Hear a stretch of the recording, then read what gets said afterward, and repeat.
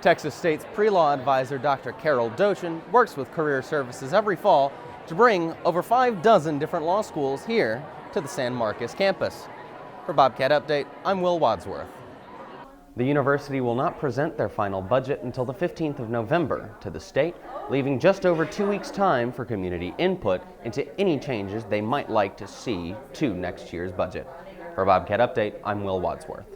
This was Representative Zwiener's final town hall for the 2019 calendar year.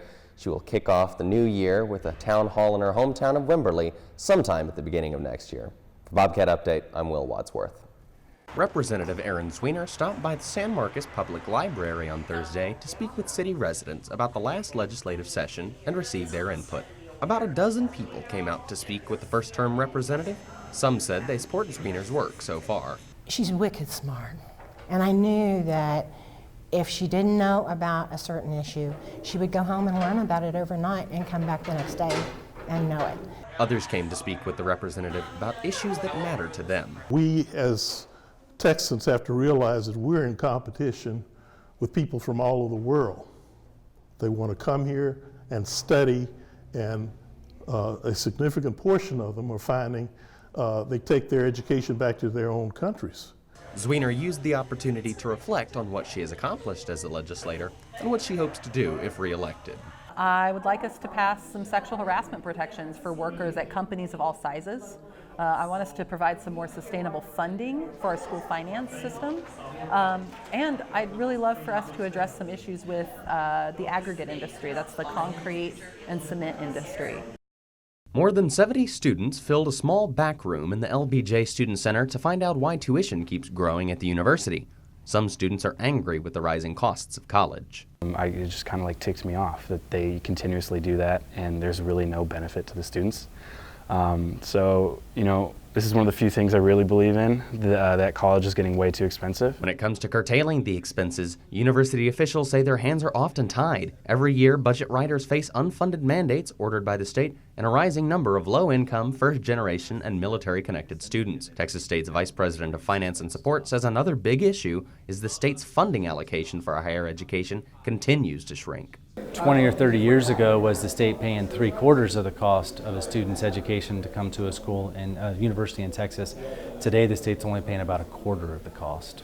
Algo says Texas State wants to become a national research university, which could attract more federal dollars. Things cost more every year than they did the previous year, and in order to provide the same level of services to students, we have to increase tuition.